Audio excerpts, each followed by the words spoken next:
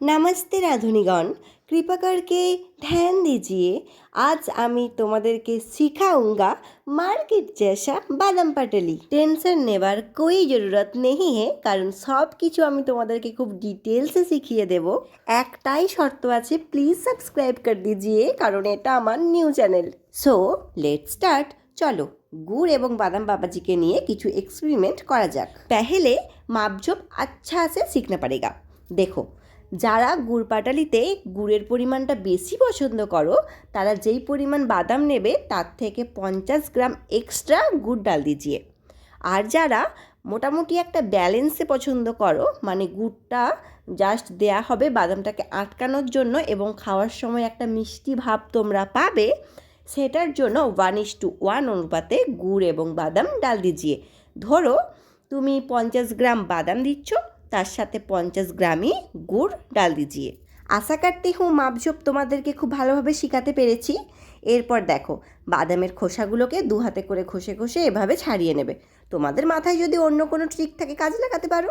এরপর রাক্ষসী রানী কটকটির একটা মন্ত্র বলে ফুঁ দাও, দেখবে সব বাদামের খোসা উড়ে চলে যাবে। আচ্ছা, তোমরা কে কে কিরণমালা সিরিয়াল দেখতে ভালোবাসতে বলো তো? ছোটোবেলায় কিন্তু এই সিরিয়ালটা দেখতে আমার ভীষণ ভালো লাগতো। এরপর একটা হোয়াইট প্লাস্টিক লিজিয়ে আর তার ওপরে একটু ঘি ব্রাশ করে দেবে। যদি ব্রাশ না থাকে টেনশন নেই কা কোই জরুরত নেই হে, আপনা হাত জগন্নাথ। হাত দিয়ে খুব ভালো করে তেলটাকে ব্রাশ করে দেবে।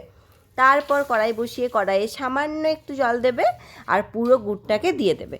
তোমরা যদি লিকুইড গুড় ইউজ করো সেক্ষেত্রেও কোনো প্রবলেম নেই, গুড়টাকে দিয়ে এভাবে নাড়তে থাকবে। আর যারা ডালা গুড়টা ইউজ করবে, মানে যেটা জমাট বেঁধে থাকে ওই গুড়টা ইউজ করবে, তারা এরকম দিয়ে আস্তে আস্তে নাড়তে থাকবে। দেখবে গুড় বাবাজি আর তোমার ওপর রাগ করে থাকতেই পারবে না, একদম মমের মতো গলে পড়বে। 1 চিমটি মতো একটু নুন দাও। আর তোমরা এখানে একটু খাবার সোডাও ইউজ করতে পারো, বাট আমার আর এসবের প্রয়োজন হয়নি, এমনিতেই এটা খুব মুচমুচে হয়। দেখো এরকম কিন্তু ফেনা হয়ে যাবে, ভয় পাবে না, ঠিক আছে? এরকম ফেনা হলে কিচ্ছু হবে না। এরপর দেখো কখন তোমরা বাদামটা দেবে এটা বেশ ইম্পর্টেন্ট। গুড়টাকে জলের মধ্যে ফেলো, যখন দেখবে সঙ্গে সঙ্গে ওপরে ভেসে উঠে এরকম শক্ত মতো হয়ে গেছে, সেটাই বাদামটা দেওয়ার পারফেক্ট সময়। এই সময় গ্যাসটাকে অফ করে বাদামটা দিয়ে খুব ভালো করে মিশিয়ে নাও। গুড়ের পরিমাণ আমি যেমন বলেছি যদি সেরকমই দিয়ে থাকো তাহলে কিন্তু এটা দেখো খুব সুন্দর করে মিশে যাবে, ঠিক আছে? খুব ভালো করে মিশিয়ে নিয়ে এরপর সঙ্গে সঙ্গে এই প্লাস্টিকটার ওপরে দিয়ে দেবে, ঠিক আছে? তারপর একটা কথা আছে না, লোহা গরম থাকতে থাকতেই তাতে ঘা মারতে হয়, এটাও কিন্তু ঠিক সেরকম। বাদামটা গরম থাকতে থাকতে দেখো হাতে করে একটু চেপে চেপে বসিয়ে নেবে। এরপর স্যাকড়ার ঠুকঠাক দিয়ে আস্তে আস্তে এটাকে ঠুকে ঠুকে একটু ফ্ল্যাট করে নেবে। কামারের এক ঘা দিতে যেও না, তাহলে কিন্তু বাদামটাই ভেঙে যাবে। আস্তে আস্তে এভাবে চেপে যখন ফ্ল্যাট হয়ে যাবে তারপর এটাকে আস্তে আস্তে বেলে নাও। বেলতে একটু অসুবিধা হতে পারে, তবে একটু সাবধানে এটাকে সুন্দর করে বেলে নাও। আর দেখো আমি কিভাবে একটা স্কোয়ার শেপ দিচ্ছি, এরমভাবে একটা শেপ দিয়ে নেবে। মোটামুটি 80% কাজ আমাদের কমপ্লিট। আচ্ছা, শুধু কি রান্না শিখলেই হবে?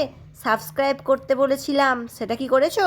এই যে আমি এত কষ্ট করে তোমাদেরকে ডিটেলসে বুঝাচ্ছি, তার জন্য সাবস্ক্রাইবটা করতে হবে তো নাকি? এরপর বাদামের বস্ত্রহরণ করে নাও, প্লাস্টিকটা সরিয়ে দাও আর তারপর এটাকে ছুরির সাহায্যে হালকা গরম থাকা অবস্থাতেই পিস পিস করে কেটে নাও।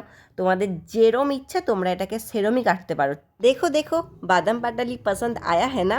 তো বাড়িতে এটা আমি ফার্স্ট টাইম বানিয়েছিলাম, আবার শেষ হয়ে যেতে আবার একবার বানিয়েছিলাম। কতটা মুচমুচে হয়েছে সাউন্ডটা শোনো।